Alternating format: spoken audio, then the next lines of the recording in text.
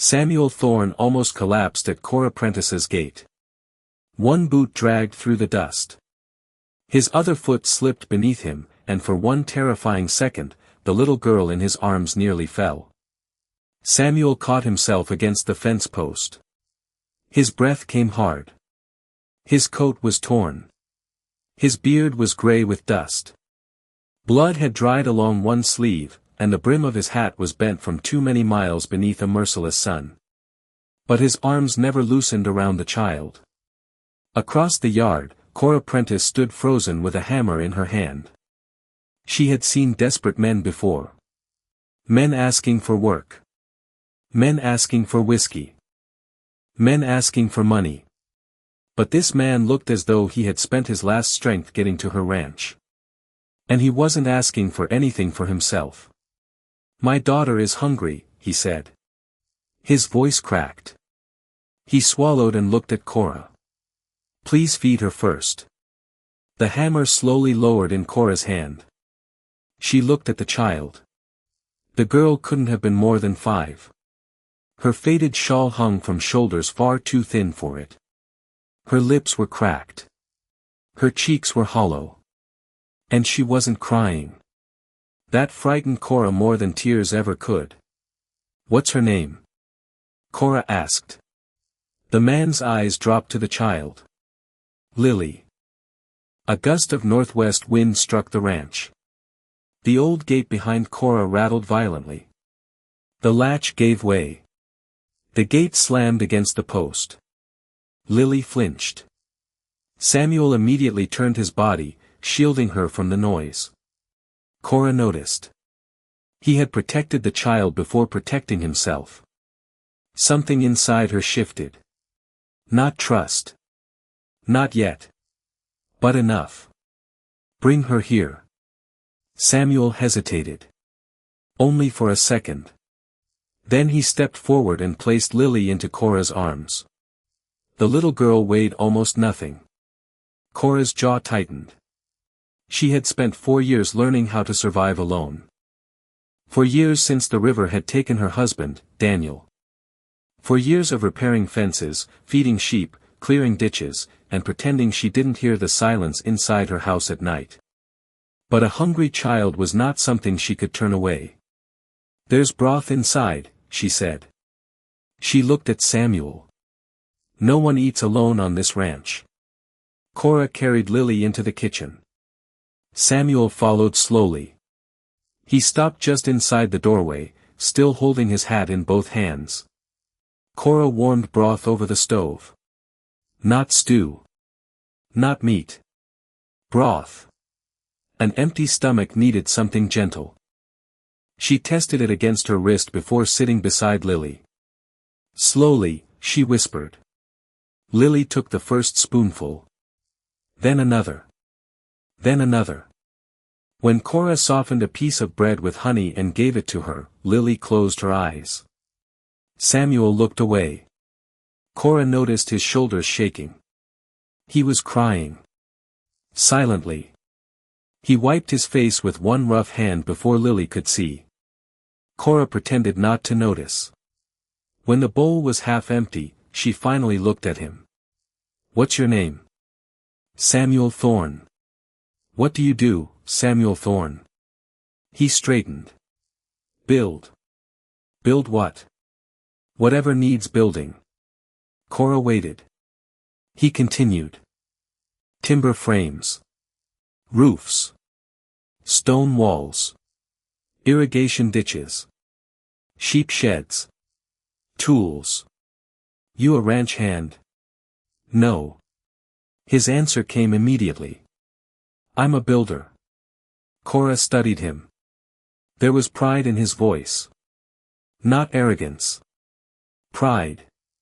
The kind belonging to a man who had lost nearly everything but hadn't allowed the loss to take his skills with it. "How long have you been walking?" Samuel looked toward Lily. "Long enough." That answer told Cora more than a number could. That evening, Samuel told her the truth. His wife, Margaret, had died after 6 months of sickness. Doctor bills had taken their savings. Then their livestock. Then their wagon. Then nearly everything else. After Margaret died, Lily stopped speaking. Samuel searched for work from ranch to ranch. But employers didn't want a grieving father with a small child. So he kept moving. One job. One meal. One night at a time. Until there was nowhere left to go. Lily had been running a fever for 2 days. Samuel had walked nearly 30 miles because he'd heard there was a widow named Cora Prentice who sometimes hired men who knew how to work. Cora glanced toward the sleeping child. How long since she had a proper meal? Samuel looked down. I don't know. Cora's expression hardened. You should have told me. I was ashamed. Of what? Being unable to feed my own daughter. Cora was quiet for a moment. Then she pushed the empty bowl toward him. You didn't let her starve. Samuel looked at her. You carried her here. That was the first kindness he'd heard in months. He didn't know what to do with it. You can stay one night, Cora said. Samuel nodded. Tomorrow you work. He nodded again. The sheep shed roof is failing. The irrigation ditch is half buried. And my husband started a stone flood wall before he died. Samuel looked toward the window. The creek? Yes. How long ago? 4 years. And it's still unfinished? Yes. Samuel considered that. Then he said quietly. I'll look at it in the morning. Cora almost smiled. Tomorrow you start with the roof. Before sleeping, Samuel took a small piece of faded canvas from Lily's shawl. It had been sewn by Margaret. A crooked little flower had been stitched into one corner. Samuel hung it beside Lily's cot. Cora watched from the doorway. She wanted to ask about it. She didn't. Some griefs were not meant to be questioned by strangers. Later, Cora lay awake in her own room. The wind pushed against the gate. Clank. Clank. Clank. She remembered Daniel. He had promised to fix that latch. He'd also promised he'd finish the flood wall. Neither promise had been kept. Because the river had taken him first. Cora closed her eyes. But the sound of the gate kept coming. Samuel rose before sunrise. He didn't touch the hammer. Instead, he walked. He inspected everything. The barn. The sheep shed. The irrigation ditch. The creek. The unfinished wall. The gate. From the kitchen window, Cora watched him. He picked up a handful of soil and rubbed it between his fingers. Then he walked to the sheep shed. The roof pitch is wrong, he said at breakfast. Cora looked up. What? Too shallow. Snow will sit on it. The beams are already bending. How long to fix? 2 days. You have 1. Samuel looked at her. Then I'll work faster. For the first time in 4 years, Cora almost laughed. Samuel worked until his hands were raw. Lily sat nearby on an overturned crate. She didn't speak. But she watched him. When he reached down for a nail, she placed one in his palm. Thank you, he said. Another nail. Thank you. Another. Thank you. By sunset on the second day, the roof stood straight. Cora climbed the ladder herself to inspect it. You know what you're doing. Samuel wiped sweat from his forehead. I told you I did. You did. Then Cora looked toward Lily. The girl was smiling. It was the smallest smile Cora had seen from her. But it was there. The irrigation ditch took another 2 days.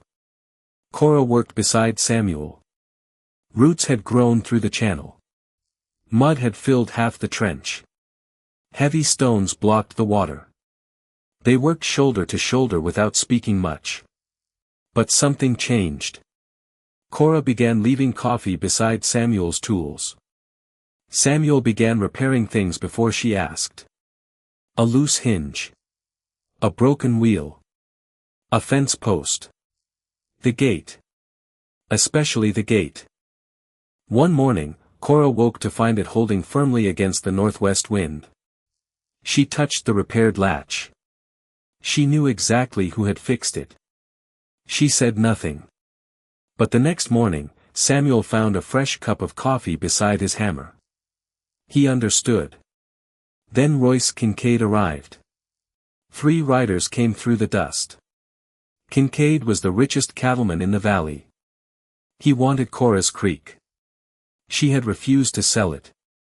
Now he had found another reason to pressure her.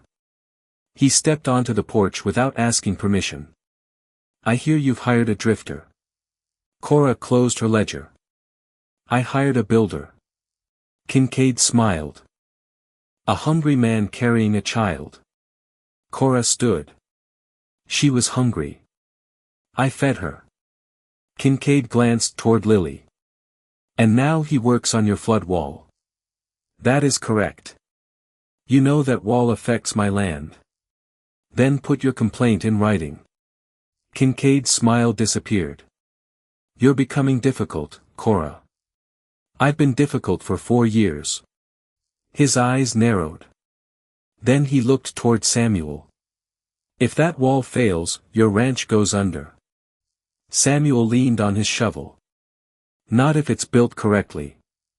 Kincaid laughed. And you're the expert. I am. Then you'd better be right.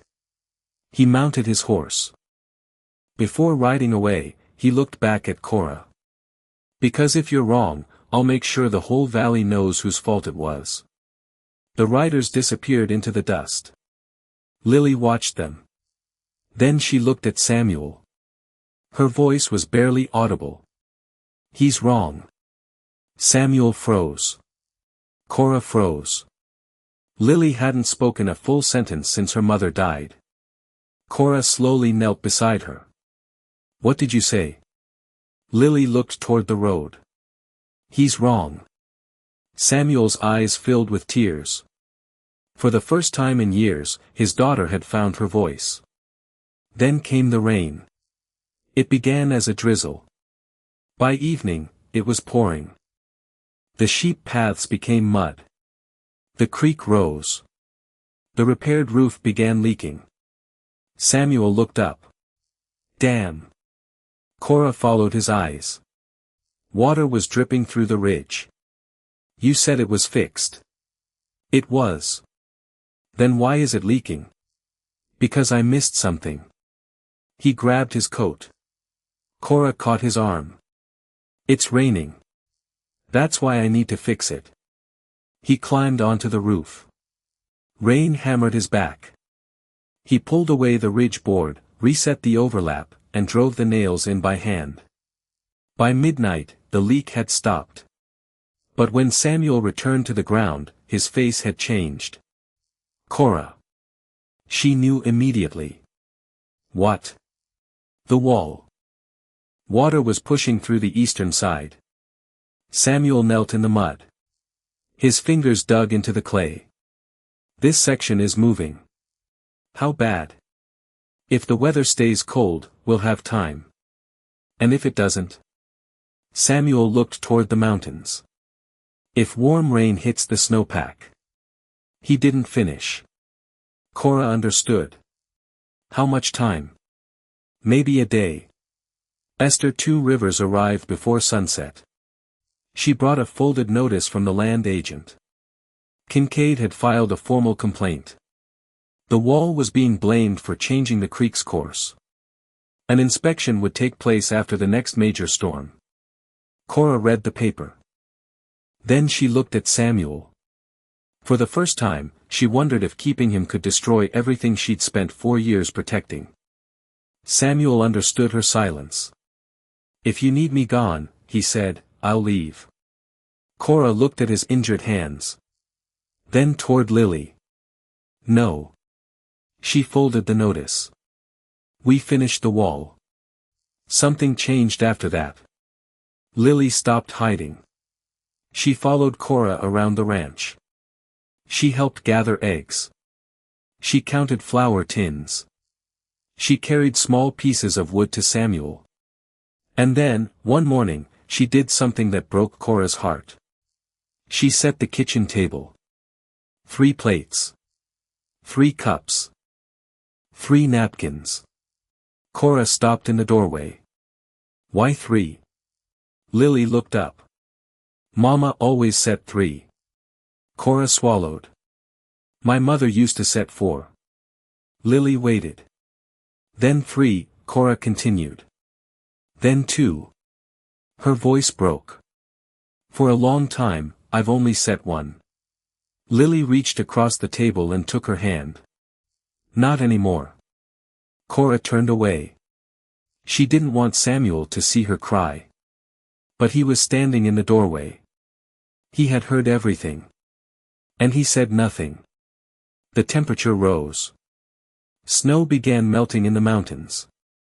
Rain fell for 3 straight days. The creek became a monster. Samuel moved the sheep to high ground. Cora stacked sandbags. They drove marker posts beside the wall. They tied ropes between the house and the shed. Before the worst of the storm arrived, Samuel gave Lily a lantern. You stay by the kitchen window. Lily nodded. If the lantern goes out, you go to the root cellar. What if you don't come back? Samuel's face tightened. Cora stepped between them. He'll come back. Lily looked at Samuel. Promise? Samuel crouched in front of her. I'll do everything I can. It wasn't the promise she wanted. But it was the truth. At midnight, the mountain broke. The creek exploded over its banks. Ice and branches slammed against the flood wall. The earth shook beneath Cora's boots. Then Samuel saw it. 1 marker post tilted. Cora. She turned. The eastern brace was moving. Samuel grabbed the guide rope. No, Cora said. I have to. Samuel, that water will kill you. If the wall goes, it kills everything downstream. He tied the rope around his waist. If I pull 3 times, bring me back. And if you don't? Samuel looked toward the farmhouse. Lily's lantern glowed behind the kitchen window. Then pull harder. He stepped into the flood. The water swallowed his boots. Then his knees. Then his waist. Then his chest. Cora held the rope with both hands. Samuel reached the wall. He grabbed a stone. Another. Another. He shoved them into the failing gap. The current slammed against him. He disappeared. The rope snapped tight. Cora screamed his name. Nothing. She pulled. Her boots slid through the mud. She wrapped the rope around the fence post and leaned back with everything she had. Her hands tore. Blood ran beneath her gloves. She remembered the river 4 years ago. Daniel disappearing. Men shouting. Water swallowing everything. Not again. She gritted her teeth. Not again. Inside the farmhouse, Lily opened the door. Papa. Cora looked back.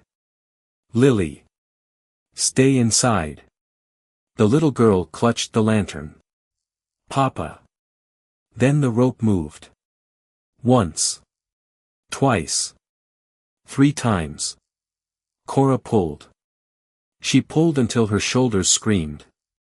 Until her knees nearly gave out. Until Samuel suddenly broke through the water. He collapsed onto one knee. Cora grabbed his coat. Together, they dragged him away from the wall. Samuel coughed violently. His hands were bleeding. His face was gray. But he looked toward the wall. The eastern brace shook. Then stopped. It'll hold, he whispered. Cora stared at him. You nearly died. Samuel looked toward Lily. I couldn't let her lose another home. Cora's eyes filled with tears. You already saved it. By morning, the storm had weakened. The creek was still high. But the wall stood. The sheep were safe. The lower field was flooded but intact. The farmhouse was untouched. Samuel sat beside the stove with both hands wrapped in cloth. Lily knelt beside him. She carefully held another strip of bandage. Cora tied it around his hand. Does that hurt? Samuel smiled weakly. Only when you tie it. Cora pulled the knot tighter. Then stop complaining. Samuel laughed. It was the first time she had heard him laugh. Lily smiled too. The neighbors arrived after sunrise. Then the land agent. Then Royce Kincaid. He came expecting to see Cora's wall destroyed. Instead, he found it standing. His own creek bank had failed. His lower pasture was underwater. The land agent walked the flood wall with Samuel. Samuel explained the bedrock footing. The clay line. The drainage. The east brace. Then the land agent looked toward Kincaid. Your complaint was wrong. Kincaid said nothing. You claimed this wall caused the flooding. The land agent pointed toward Kincaid's pasture. Your own creek bank failed. Kincaid's jaw tightened. Samuel looked at him. Water doesn't care who owns the land. Kincaid stared at the wall. Finally, he folded the complaint and put it back into his coat. I was wrong. It wasn't an apology. But it was enough. That evening, after everyone had gone, Cora placed a document on the kitchen table. Samuel stared at it. What is that? A partnership. He looked up. You're offering me a job. No. Cora pushed the paper toward him. I'm offering you a home. Samuel didn't speak. The document gave him a share of the ranch's future profits. It gave him responsibility for construction, irrigation, and repairs. But one line made his throat tighten. Lily Thorne will always have a home on this land. Samuel looked at Cora. You don't owe us this. No. She shook her head. I don't. Then why? Cora looked around the kitchen. At the table. At the stove. At Lily sleeping near the fire. Because I spent 4 years believing this ranch was something Daniel left behind. She paused. Now I think maybe it was something he wanted me to keep building. Samuel looked down at the paper. And you think I belong here? Cora smiled faintly. I think you already do. Spring arrived slowly. The snow melted from the Wind River peaks. The irrigation ditch ran clear. The sheep grazed in green pasture. Lily began drawing again. She drew sheep. Mountains. The flood wall. The gate. And 3 people standing together. Cora looked at the picture. Who's that? Lily pointed toward a tiny figure in the sky. Mama. Cora smiled through wet eyes. She's watching. Lily nodded. Making sure we don't mess up. Samuel laughed from across the room. That sounds like Margaret. Months later, Lily walked toward the front gate carrying a small oil can. She carefully oiled the repaired latch. Samuel approached. He was wearing thick wool gloves Cora had knitted for him. Lily tested the gate. It didn't move. It still works, she said. Samuel smiled. So do I. He opened the gate. Then looked toward the farmhouse. Cora stood on the porch holding her ledger. Samuel walked toward her with Lily beside him. Cora didn't step aside. Instead, she reached for Samuel's hand. You coming in? Samuel looked at Lily. Then at Cora. I already did. Cora smiled. Behind them, Lily ran into the kitchen. 3 plates appeared on the table. 3 cups. 3 folded napkins. The northwest wind pushed against the gate. The latch held. And for the first time in years, Cora didn't hear the sound of something breaking. She heard the sound of something staying. Samuel had come to her ranch asking for food for his daughter. He had expected a meal. Maybe a few days of work. Maybe enough money to get them through winter. He never expected a home. Cora had opened her door because Lily was hungry. She never expected that the little girl would fill the empty spaces in her house. She never expected Samuel to repair more than fences and walls. But some things are built slowly. A roof. A bridge. A home. A family. And sometimes, the strongest walls are the ones nobody planned to build. The Prentice Ranch survived because its people refused to ignore the cracks. The roof was repaired. The ditch was cleared. The wall was strengthened. The gate was fixed. And 3 lonely hearts learned that surviving alone was not the same thing as living. Samuel Thorne came asking for food. Cora Prentice fed his daughter first. And somehow, that single act of kindness became the beginning of a new life for all 3 of them. The gate held. The wall held. And finally, so did they. If this story touched your heart, tell me in the comments from 0 to 10 how you would rate it, and tell me where you're watching from. If you enjoyed this tale, don't forget to like, share, and subscribe for the next unforgettable story from the Old West.